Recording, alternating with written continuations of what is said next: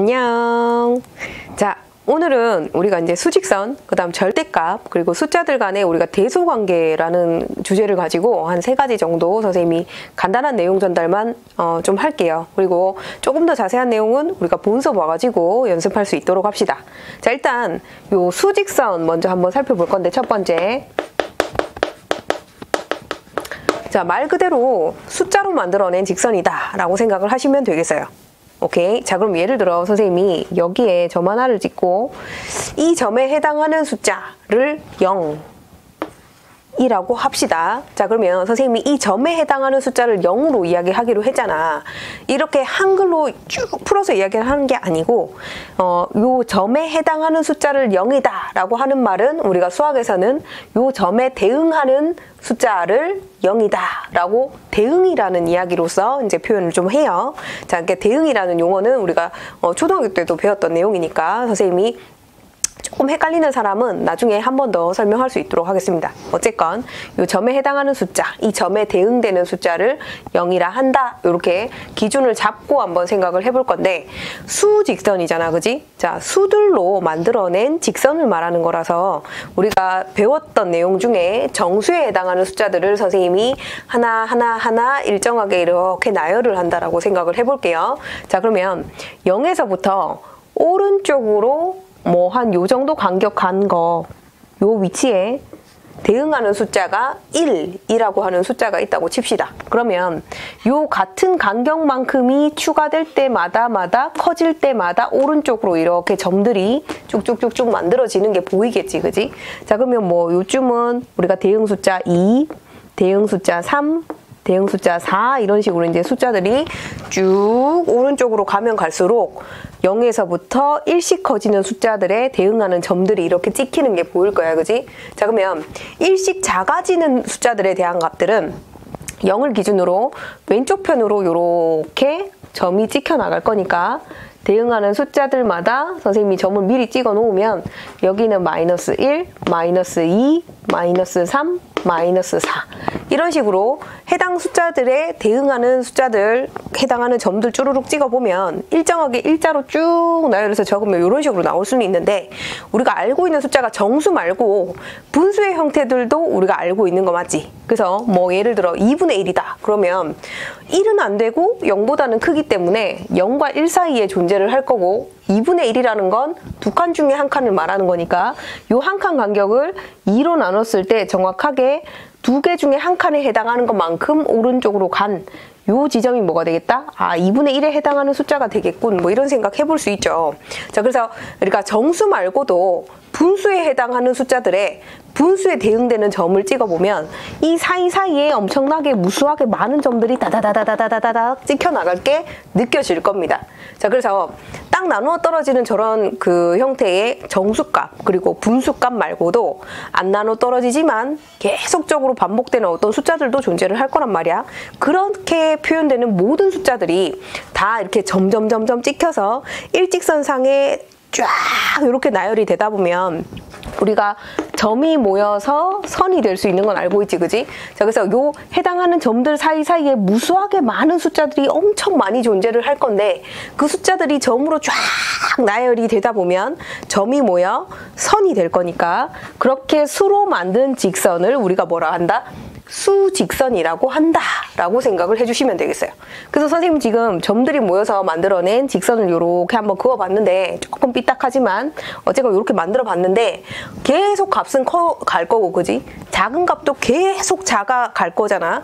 그래서 우리가 이 계속적으로 그림을 그릴 수 있는 상황은 아니기 때문에 수직선을 그릴 때는 항상 왼쪽과 오른쪽 방향으로 숫자가 계속 나아간다는 표시로서 이렇게 화살표 표시를 조금 해주시고요.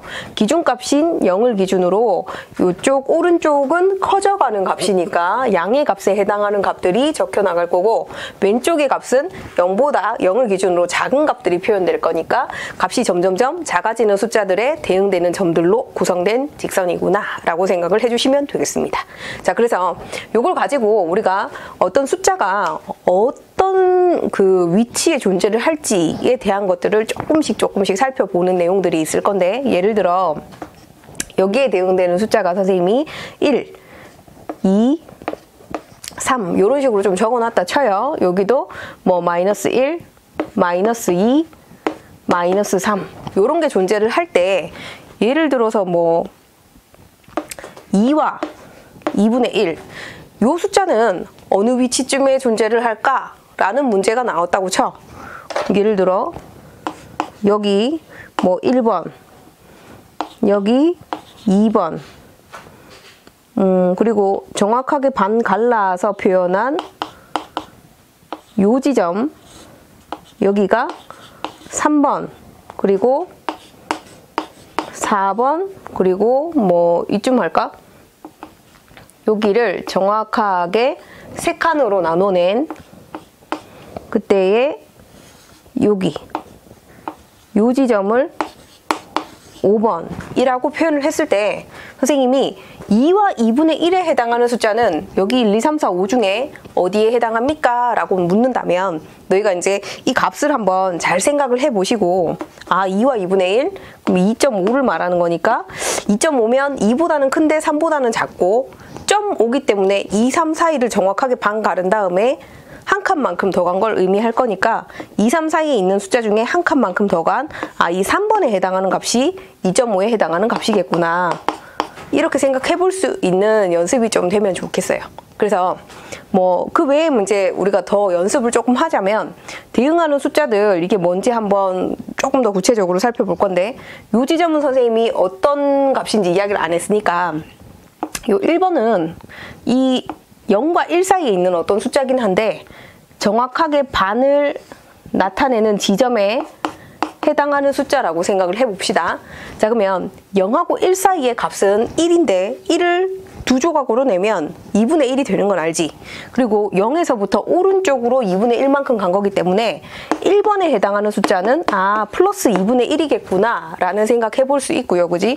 자, 그 다음에 2번에 해당하는 숫자는 2번에 대응되는 숫자 그냥 2에다가 표시가 돼 있는 거니까 2번에 대응되는 숫자는 2구만 뭐 이렇게 생각해 볼 수 있고 3번은 금방 선생님 보여줬다. 그지? 2와 3 사이에 존재를 하고 2, 3이라고 하는 한 칸 간격을 반으로 나눈 다음에 그 중에 한 칸만큼 오른쪽으로 간 거니까 2에서 2분의 1만큼 오른쪽으로 간 2에서 2분의 1만큼 오른쪽으로 간 2.5에 해당하는 값으로서 3번의 값이 존재를 할 거다 이런 생각 해볼 수 있고요. 4번은 대응되는 숫자가 마이너스 2를 나타내고 있는 상황이니까 4번에 해당하는 건 마이너스 2라는 숫자겠구만 이렇게 생각해 볼 수 있고 그 다음에 요 5번에 해당하는 숫자 봐봐. 얘는 0하고 마이너스 1 사이를 선생님이 정확하게 3칸을 나누는 상황이거든. 한 칸, 두 칸, 세 칸. 보이려나?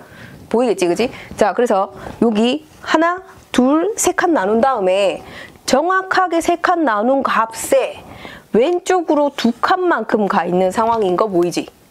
되겠어? 그래서 이 5번에 해당하는 숫자는 0하고 1 사이는 한 칸 간격인데 3칸으로 나눴다는 건 한 칸에 3분의 2에 해당하는 값이고, 그지? 3분의 1에 해당하는 값이고 그걸 2칸만큼 어느 방향으로? 왼쪽 방향으로 가 있는 거기 때문에 전체에 뭐 마이너스 값 붙여서 얼마? 마이너스 3분의 2에 해당하는 값이 5에 해당하는 값이다 라고 생각해 볼 수 있으면 좋겠습니다. 되겠죠?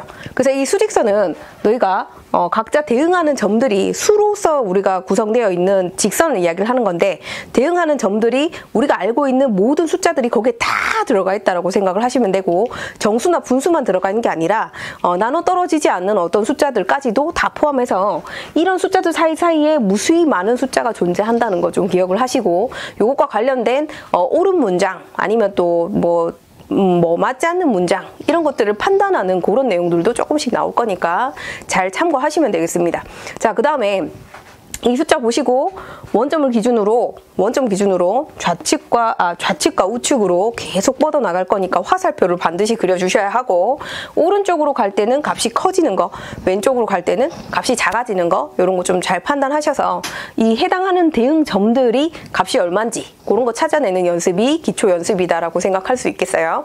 자, 그러면 이 수직선에 대한 우리가 개념 살펴봤고 이제 곧 절대값에 대한 개념 한번 다시 살펴봅시다. 자, 이번엔 우리가 절대값에 대해서 한번 알아보도록 할게요. 자, 우리가 절대값이 뭐야? 라고 한번 선생님이 물어보겠습니다. 뭘까요? 조금 이제 공부를 했다고 하는 친구들 입에서 나오는 이야기가 한 10명 중에 8명은 선생님 부호 띄고 이야기하는 거요. 부호 띈 숫자요. 뭐 이런 식으로 이야기를 하거든. 자, 그거는 공부를 하다 말았다? 이렇게 생각을 좀 해볼 수 있을 것 같아요. 그러니까 우리가 수학에서는 어떤 그 용어가 나오면 그 용어가 뭘 의미하는지를 정확하게 이제 캐치를 하시고 거기에 맞춰서 문제를 풀어 나가야 되는 게 있어. 예를 들어 우리가 뭐 게임을 한다고 치면 게임의 법칙을 모르잖아? 그지? 그러면 뭐 그 게임을 해 나갈 수 있을까? 못하겠지. 자, 수학도 숫자로 하는 게임이라고 생각을 하면 우리가 어떤 용어를 줬을 때 그 용어는 어떤 의미야 라고 그 게임의 법칙을 알려주는 거나 마찬가지인데 내가 절대값이 뭔지 정확한 용어도 모르면서 그냥 아무 때나 무턱대고 그냥 문제만 풀고 있다? 그러면 그 유형이 나오지 않는 이상 다른 문제는 응용하기가 너무 힘들어지는 상황이 되기 때문에 어떤 새로운 용어가 나왔을 때 그 용어가 뭘 의미하는지 정확하게 자기 머릿속에 넣고 공부를 하시는 습관을 조금 만드시긴 해야 돼요. 귀찮긴 하지만 우리가 숫자로 어차피 계속 연산해 가면서 개념을 쌓아가는 부분이기 때문에 그 용어가 하는 의미하는 바가 뭔지 그러니까 정확하게 익혀놓고 이제 문제를 풀 수 있는 습관을 좀 만드셔야 됩니다. 자, 뭐 서론이 길었는데 어쨌건 우리가 이 절대값이 뭐다라는 용어는 선생님이 지금 알려주는 용어 그대로 익혀놓으시면 돼요. 막 길게 외울 필요도 없고 거리값이다 라고 생각을 하시면 되는데 기준이 있어야 되니까 그지? 자, 우리가 절대값이다 라고 하면 원점으로부터 어떤 점까지의 거리를 나타낸다 이렇게 생각을 좀 하시면 되겠습니다. 잠시 적어줄게요. 자, 두 번째 절대값. 자, 얘는 뭐라고 선생님이? 그렇지, 원점으로부터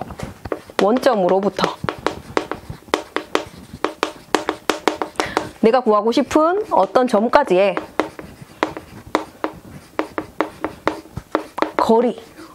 자, 원점으로부터 어떤 점까지의 거리다. 자, 여러 차례, 수차례 그냥 입에서 주문처럼 나오도록 여러 번 이야기하시면 됩니다. 원점으로부터 어떤 점까지의 거리, 절대값. 원점으로부터 어떤 점까지의 거리, 절대값. 이런 식으로 그냥 다니면서 그냥 뭐 밥 먹을 때도 뭐 그냥 뭐 놀 때도 그냥 아무 생각 없이 멍 때릴 때도 절대값이라고 선생님이 쿡 찔렀을 때 원점으로부터 어떤 점까지의 거리 이렇게 툭툭 튀어나오도록 그냥 주문처럼 계속 익히시면 돼요. 되겠지? 자, 그럼 봐. 그냥 원점으로부터 어떤 점까지의 거리라고 표현은 했는데 이게 구체적으로 어떤 식으로 내가 문제 접근을 해야 될까는 숫자를 한번 보시고 이제 정리를 하는 게 편하니까 선생님이 수직선의 예를 들어서 한번 설명을 해줄게요. 자, 예를 들어 요렇게 생긴 수직선이 있다고 치고 여기에 항상 원점은 기준점으로서 적어 놓습니다. 0에 대응하는 숫자를 우리가 원점이라고 이야기를 해요. 자, 그러면 옆으로 오른쪽으로 한 칸, 두 칸, 세 칸, 네 칸 이런 식으로 갈 거고 왼쪽으로도 그에 대응하는 숫자들이 있을 거니까 한 칸, 두 칸, 세 칸, 네 칸 같은 간격으로 주르륵 간다고 쳤을 때 정수값을 막 표현을 할 수 있을 건데 그 칸 나누는 연습은 처음에 공부할 때는 물론 하기는 하는데 같은 간격, 비슷한 간격이기만 하면 되니까 칸 나누는 데 너무 집중할 필요는 없어 사실. 자, 그래서 선생님이 굳이 뭐 이렇게 한 칸, 두 칸, 세 칸 표현할 수는 있지만 굳이 적지는 않을게요. 자, 그러면 예를 들어 이 절대값이 첫 번째 절대값이 3인수. 자, 요거에 대한 조사를 한번 해보자 라고 생각을 한번 해봅시다. 자, 그러면 선생님이 그만 뭐라고 했냐면 원점으로부터 어떤 점까지의 거리를 절대값이라고 이야기했으니까 절대값이 3인수다? 아, 그러면 원점으로부터 거리가 3인수를 이야기하겠구만 이렇게 생각해 볼 수 있겠지, 그지? 자, 그러면 내가 기준점이 여기 있고 선생님이 원점이나 어떤 값이라고 치면 선생님을 기준으로 거리가 3인 숫자를 찾을 건데 그 숫자는 왼쪽 오른쪽으로 두 가지가 존재를 할 거니까 절대값이 3인수는 하나가 존재하는 게 아니고 두 개나 있겠구만 이런 생각을 해볼 수 있으면 되겠죠. 되겠어요? 그러니까 그냥 절대값이 뭐야 라고 했을 때 부호 띄고 이야기하는 수요 라고 이야기하는 친구들은 하나만 이야기할 가능성이 높다 이 말이야, 그지? 자, 그래서 절대값이 3인수다. 자, 그러면 죄송합니다. 자, 그래서 절대값이 3인수다라고 하면 오른쪽, 왼쪽으로 양쪽으로 거리가 3인 두 숫자를 이야기를 할 거니까 여기서부터 오른쪽으로 3칸 간 여기에 대응하는 숫자 3에 해당하는 수도 존재를 할 거고 왼쪽으로 뭐 비슷한 간격으로 가면 되니까 굳이 1, 2, 3 이렇게 칸 나누는데 너무 집중하지 마세요. 자, 요거랑 비슷한 간격이기만 하면 돼. 자, 요쪽에 해당하는 어떤 숫자 원점으로부터 왼쪽으로 가 있을 거니까 해당하는 숫자는 -3으로서 존재를 할 수 있음. 자, 그래서 만약에 선생님이 절대값이 3인수를 구해봐 라고 하면 오른쪽 왼쪽 다 떠올리시고 3 또는 -3 이렇게 두 가지를 적을 수 있도록 해야 합니다. 되겠죠? 이해되지? 자, 그러면 이 절대값에 해당하는 숫자를 선생님이 절대값이 뭐 뿅뿅뿅 인수 뭐 무슨 3 말고 다른 숫자 아무거나 여기 들어갈 수 있잖아, 그지? 그럼 어떤 숫자를 이야기했을 때 그럼 항상 내가 원점으로부터 오른쪽 왼쪽으로 그런 숫자가 존재할 거니까 절대값은 맨날 2개가 있겠네? 뭐 이렇게 생각할 수도 있단 말이야. 그러면 잘 생각해봐. 절대값에 해당하는 숫자는 항상 모든 숫자가 2개의 절대값을 가질까? 이것도 한번 생각을 해 보셔야 되는 거죠. 그지? 잠깐만 물어볼게. 자, 절대값에 해당하는 모든 숫자는 여기 3에 들어가는 숫자를 선생님이 그냥 뭐 A라고 치고, 그지? 절대값에 해당하는 A라고 하는 숫자는 항상 2개의 값을 가질까? 아닌 거지, 그지? 자, 왜 그럴까요? 자, 내가 원점으로부터 어떤 점까지의 거리를 절대값이라고 했단 말이야. 그럼 내가 원점으로부터 원점까지의 거리를 한번 생각해봐요. 거리값은 0일 수 있지. 그지? 자, 그러면 내가 모든 숫자는 절대값을 2개를 가진다 라고 이야기하면 틀린 말이 되는 거지. 원점에서 원점까지 거리는 0 하나밖에 안 나오기 때문에 그래서 우리가 즉 뭐다? 절대값이라고 하는 값은 항상 2개의 값을 가지는 게 아니고 A라고 하는 숫자라고 한다면 이 A 값이 0이 될 수도 있는 거기 때문에 절대값은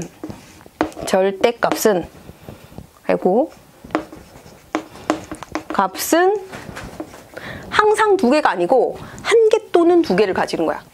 이해돼? 절대값은 항상 2개가 아니라 1개 또는 2개인데 구체적으로 이야기하면 이 항상에 해당하는 숫자는 0 또는 2개에 해당하는 양수값을 잠시 양수값이 아니다, 그죠?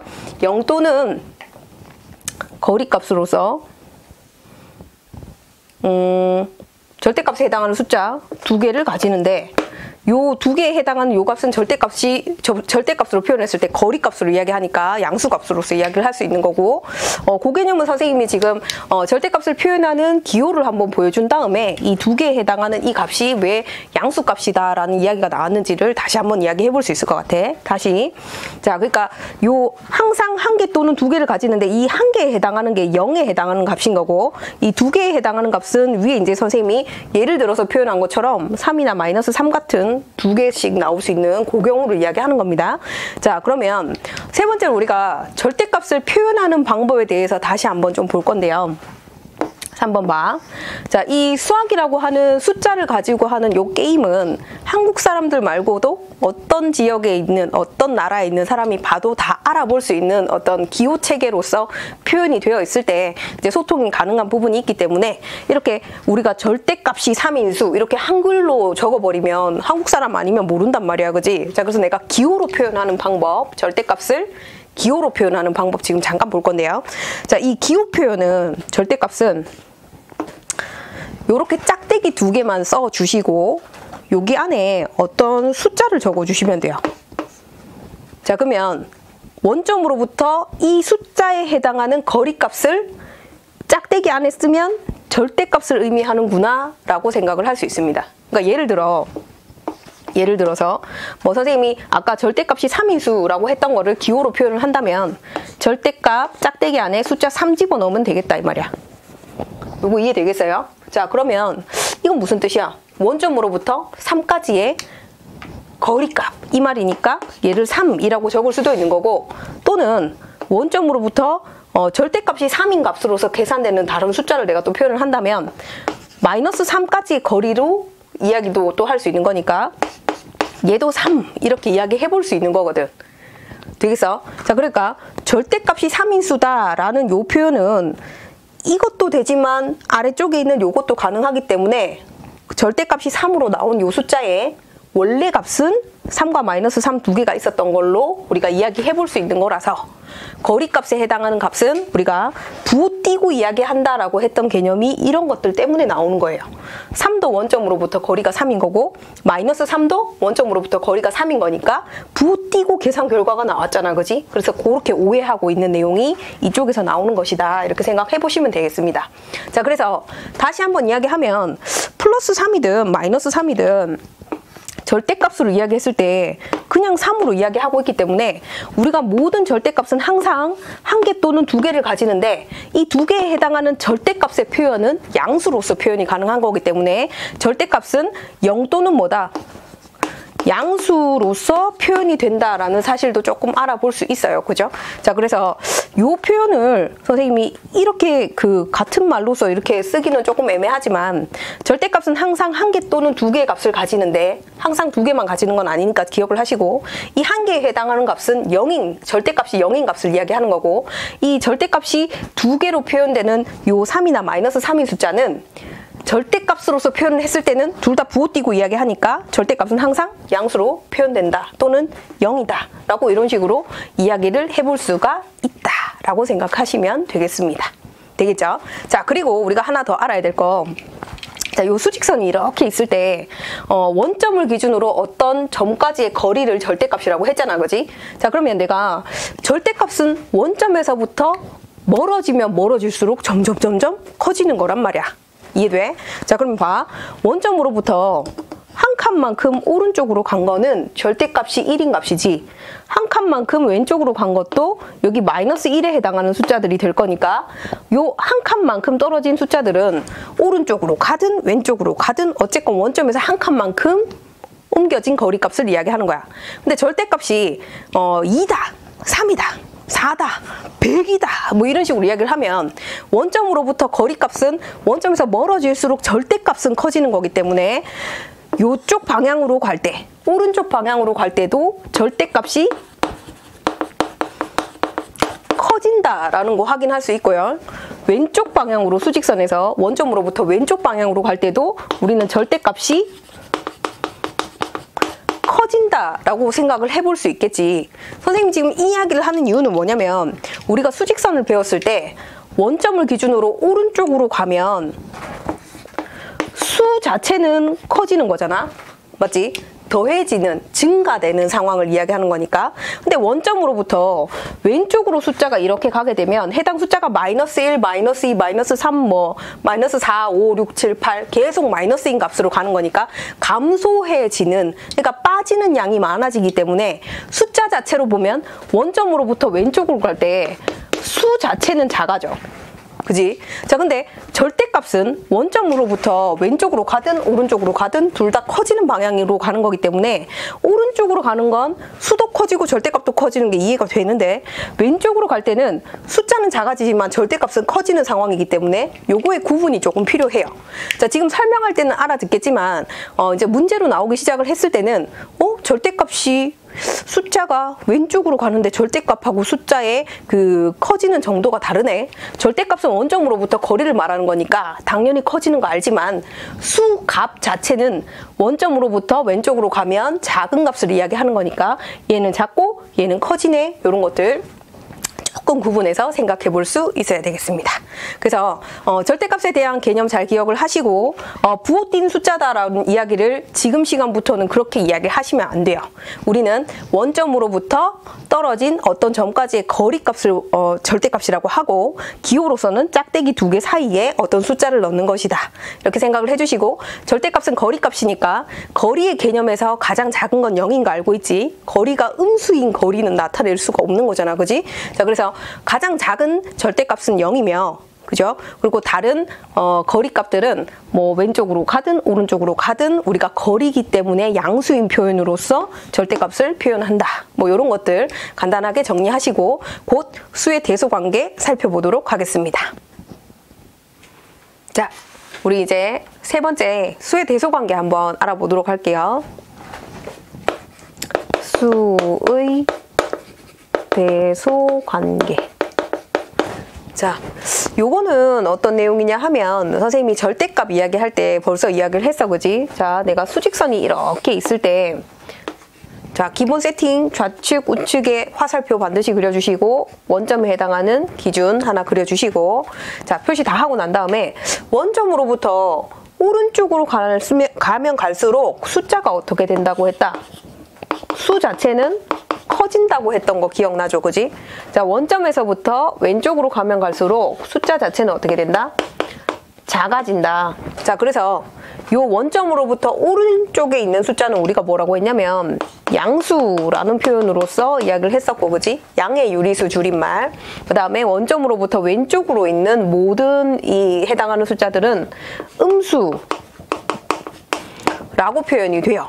자, 그러면 우리가 여기서 이제 숫자들끼리 대소관계라고 하는 거는 크고 작음을 나타내는 관계를 이야기하는 거란 말이야. 자, 그럼 내가 수직선 그려놓은 다음에 보자마자 바로 알 수 있는 건 대소관계 중에 우리가 음수일수록 작고 양수일수록 큰데 뭐를 기준으로? 0을 기준으로 그렇다는 거 보이니까 음수와 0과 양수 간에는 누가 더 크고 작은지 관계가 그냥 바로 뚜렷하게 보여주는 거지. 어떻게? 양수가 크고 그 다음 0, 음수는 작고 이런 식으로. 그래서 양수가 음수보다는 크구나. 그리고 0이라는 값이 기준점으로 있을 때 기준값에서 양수보다는 0이 0보다는 음수가 더 작은 상태니까 큰 쪽으로 입 벌려서 부등호 방향만 이렇게 표시해 주시면 되겠습니다. 그래서 이런 관계는 잘 알고 있을 거고요. 그리고 우리가 절대값 한번 이야기를 했을 때 선생님이 원점으로부터 멀어지면 멀어질수록 절대값이 커진다고 했었기 때문에 오른쪽으로 가면 갈수록 원점으로부터 오른쪽으로 거리값이 막 생기는 거니까 가면 갈수록 절대값은 어떻게 돼요? 커지는 게 보이지, 그지? 자, 그리고 원점으로부터 왼쪽으로 갈 때 숫자 자체는 음수를 표현하고 있으니까 작아지는 거잖아, 그지? 근데 절대값은 원점으로부터 멀어지면 멀어질수록 커지는 거기 때문에 음수인 경우에가 좀 헷갈린단 말이야. 숫자는 작아지는데 절대값에 해당하는 값은 점점점 또 커져. 그지? 그래서 요거 때문에 우리가 살짝 헷갈릴 수 있거든. 그럼 우리가 잘 생각 한번 해볼게. 자, 양수일 때의 절대값은 양수는 절대값이 커질 때 어떻게 돼요? 수도 커진다. 이해되지? 원점으로부터 거리가 멀어진다는 건 오른쪽으로 더 많이 가는 숫자를 이야기하는 거니까 그만큼 값이 더 커진다 라고 생각을 하시면 되겠고, 우리가 음수일 때는 요게 좀 헷갈리는 거야, 그지? 음수일 때는 절대값이 커진다라는 개념이 뭐예요? 원점으로부터 더 어떻게 왼쪽으로 숫자가 거리값이 커져가는 거니까 원점으로부터 더 왼쪽으로 가면 갈수록 수 자체는 어떻게 돼? 수의 값은 작아진다라는 거 확인할 수 있지. 되겠어? 그래서 요 두 가지 개념 중에 요 세 번째에 해당하는 요 개념이 너희가 좀 많이 헷갈려하는 값이란 말이야. 개념이란 말이야. 예를 들어 선생님이 마이너스 3하고 마이너스 6을 한번 대소관계를 비교해봐 라고 하면 숫자 자체는 우리가 보통 3하고 6을 많이 떠올렸었고 음수에 대한 개념은 우리가 이제 중학교 올라와서 처음 배우는 개념이기 때문에 익숙치 않다 보니까 6하고 3만 딱 보고 6이 좀 더 큰 숫자인데 이렇게 판단을 하기 때문에 너희가 잘 실수를 한단 말이지. 자, 마이너스가 있어. 얘는 3개만큼 빠진 거고 얘는 6개만큼 빠진 거예요. 그러면 수 자체의 값은 어떻게 돼? 그렇죠? 얘 마이너스 3이 더 크고 마이너스 6이 더 작은 거기 때문에 요렇게 표시되는 거 확인할 수 있습니다. 그지? 자, 그런데 이걸 선생님이 절대값으로 이렇게 표현을 하잖아? 그럼 갑자기 막 너무 헷갈려 한단 말이야. 자, 숫자는 마이너스 3이 마이너스 6보다 큰 건 알겠는데 절대값으로 표현을 했을 때는 원점으로부터의 거리값으로 표현을 하는 거니까 얘는 원점으로부터 마이너스 3까지의 거리는 3인 거지, 그지? 원점으로부터 마이너스 6까지의 거리는 6인 거지. 그러면 어떤 숫자가 더 큰 거다? 이 절대값으로 표현이 되고 나면 이 숫자들은 다 얘는 3이고 얘는 6이었지 이렇게 생각을 하시고, 절대값으로 표현된 값은 원점에서 왼쪽으로 멀어지면 멀어질수록 커지는 거니까 이렇게 표현이 돼야 돼요. 되겠어? 그래서 지금 선생님이 예를 들어서 이렇게 보여줄 때는 금방금방 받아들이는데, 문제에서 이게 옳은 표현인지 아닌지를 막 묻는 내용이 나오고 여러 개의 숫자들 간의 대소관계를 판단을 하다 보면 이런 상황들을 너희가 조금 이제 헷갈려 하거나 해서 실수할 수 있는 부분들이 분명히 생겨요. 그래서 정확하게 이제 절대값에 해당하는 기호나 아니면 값들, 그리고 숫자의 개념들, 특히나 음수일 때의 이 절대값과 숫자의 크기 값이 서로 반대가 되는 상황들을 잘 숙지를 하시고 문제 적용을 하셔야 실수가 많이 없겠다, 이런 생각이 조금 듭니다. 자, 그래서 요 상황들 수의 대소관계 좀 잘 파악을 하시고요. 그리고 우리가 항상 문제에서 어떤 숫자가 어떤 숫자보다 커, 작아, 같아, 이런 이야기를 대놓고 이렇게 이야기를 해주지 않기 때문에 반대로 이제 조금 돌려서 이야기하는 용어들도 보시고 이게 큰지 작은지 같은지를 정확하게 이제 숙지하도록 문장으로서 표현이 됐을 때 구분하는 방법들 지금 잠깐 알아보도록 하겠습니다. 자, 우리가 예를 들어 자, A라는 숫자랑 B라는 숫자가 있다고 쳐볼게요. 그럼 우리가 이 A, B 두 숫자를 가지고 대소관계, 그러니까 크고 작음을 나타내는 관계를 표현을 할 때 할 수 있는 방법은 세 가지 방법밖에 없거든. 어떤 방법이냐면 A가 B보다 크다, 또는 AB가 같다, 또는 AB가 비교를 했을 때 A가 B보다 작다. 이 세 가지 방법 말고는 우리가 표현할 수 있는 크고 작음 이 대소관계에 대한 이야기는 세 가지 말고는 더 이상 비교할 게 없지, 그지? A가 B보다 크고 아니면 두 개 같거나 아니면 A가 B보다 작거나 이거 말고는 더 없는 거잖아, 그지? 자, 그래서 저걸 가지고 한국어로 표현할 수 있는 표현법들이 여러 가지가 있는데, 예를 들어 그냥 대놓고 우리가 다이렉트로 뭐 A가 B보다 크다라고 이야기를 하면, 크다라는 용어는 큰 쪽으로 입 불려서 입을 벌리는 부등호의 형태로 너희가 표현을 하시면 되는데, 그지? 그리고 작다 라는 표현도 마찬가지 그렇게 표현을 하면 되는데, 이걸 조금 더 있어 보이게 막 한자로 쓰거나 아니면 다른 용어로 이제 표현을 하는 방법들이 있어요. 자, 크다라고 하면 이건 우리가 다른 말로 초과라는 표현을 하기도 합니다. 그리고 작다라고 하면 우리가 미만이라는 표현을 쓰기도 해요.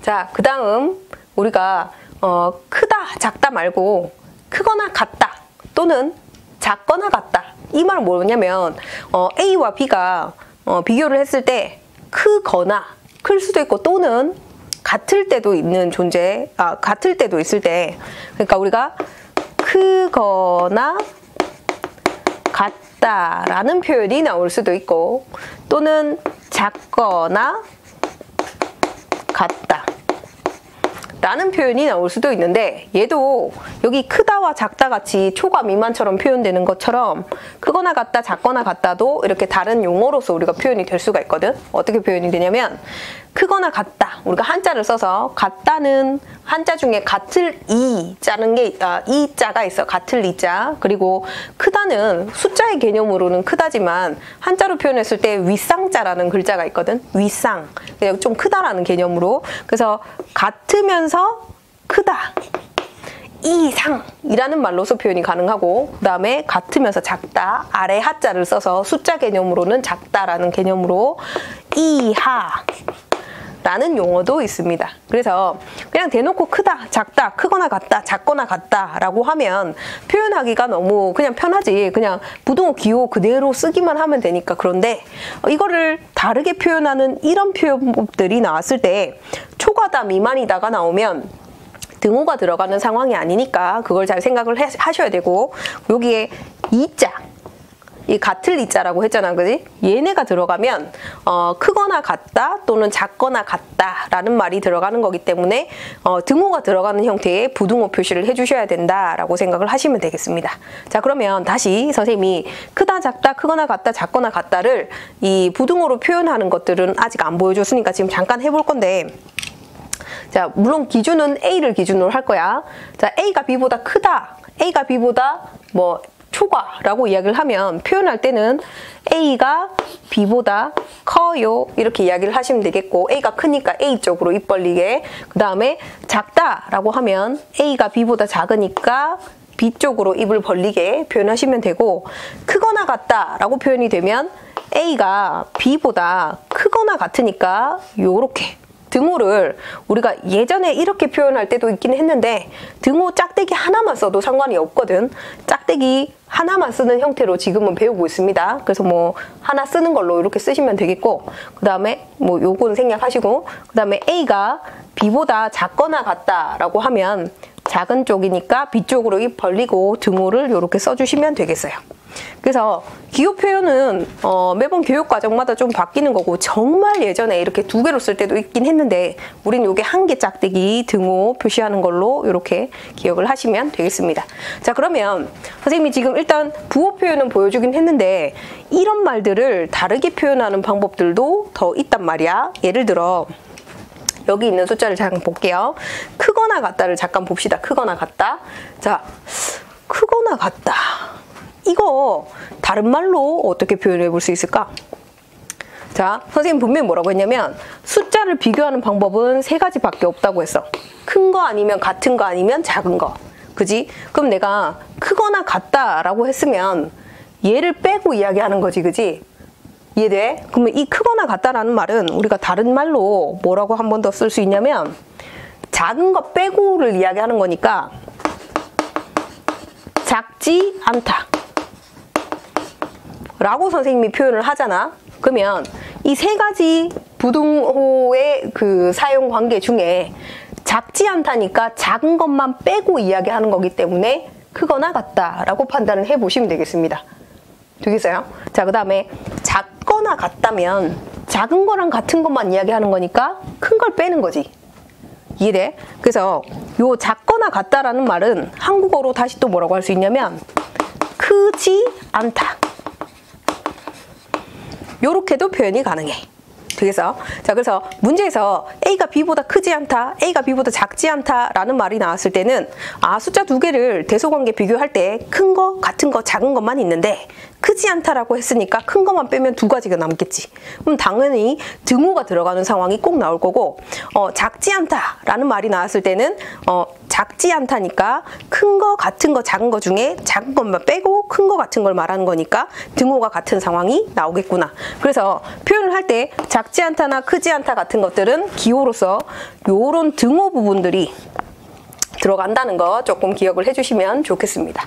자, 그래서 수의 대소 관계에 관련된 거는 우리가 한글로 나온 표현을 보고 너희가 부등호 표시하는 연습을 좀 하셔야 되니까 문제 풀면서 숙지를 좀 해주시고 모르는 문제는 좀 미리 체크해 볼 수 있도록 그렇게 진행을 할게요. 자, 오늘은 여기까지 수업하겠습니다. 수고 많이 하셨습니다.